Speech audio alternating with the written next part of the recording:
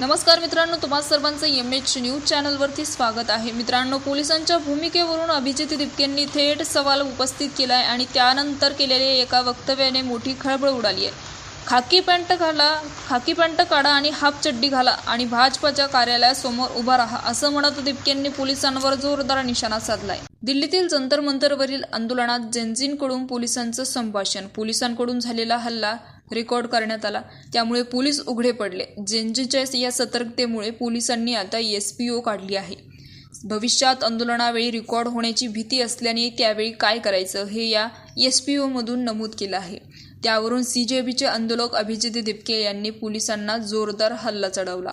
पोलिसांनी फक्त संविधानच फॉलो करायला पाहिजे, संविधानाचं पालन करायला पाहिजे। त्यांनी भाजपाच्या ऑर्डर फॉलो करू नये, तसेच करायचं असेल तर मग खाकी पॅन्ट घालून हाफ चड्डी घालून भाजपाच्या कार्यालयासमोर उभा राहा अशा शब्दात अभिजित दिपकेंनी पोलिसांना सुनावलंय।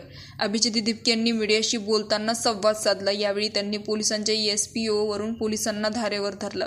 मला वाटतं तुम्हाला रेकॉर्ड व्हायची भीती असेल तर तुम्ही अशा गोष्टी का करता? आम्ही आंदोलन केलं, कॅमेऱ्यासमोर केलं, मीडियासमोर केलं, पोलिसांना काही रेकॉर्ड होईल याची भीती वाटते। याचा अर्थ पोलिसांच्या मनात काही ना काही भीती आहे।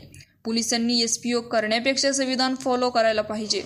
पोलीस एका पक्षाचा नाही तर तो भाजपाच्या व्हॉट्सअप फॉरवर्डवर चालणारा नाही, ते संविधानावर चालणारे आहेत। त्यांनी संविधानावर चालावे। तुम्हाला भाजपाची ऑर्डर फॉलो करायची असेल तर आणि देशाचं संविधान बाजूला ठेवायचं असेल तर मग खाकी पॅन्ट घालून भाजपाच्या कार्यालयासमोर उभा राहावं आणि बोलावं मी चौकीदार असंही अभिजित दिपके यांनी सुनावलंय।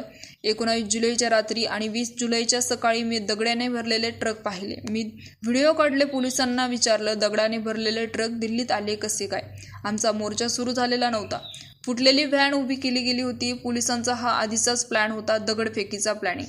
मला शंका आली तेव्हा मी DCPंना भेटलो, तेव्हा ते म्हणाले तुम्ही शंका घेऊ नका, तिथे बांधकाम सुरू आहे, त्यासाठी हा ट्रक आला असेल। आम्ही म्हणालो आम्हाला येड्यामध्ये काढू नका, हा सगळा प्लॅन आहे अशी माहिती दिपकेंनी दिली। पोलीस आणि भाजपाच्या गुंडांचा हा प्लॅनिंग होता। शेतकरी आंदोलन आणि SCRC तेही हेच झालं होतं। जेव्हा आंदोलन होतं तेव्हा भाजप आणि दिल्ली पोलिसांची ट्युनिंग कशी राहिली हे आपण आधीच पाहिलं आहे असंही दिपकेंनी म्हटलंय। यावेळी त्यांनी शरद पवार आणि पंतप्रधान नरेंद्र मोदी यांच्या भेटीवरही भाष्य केलंय।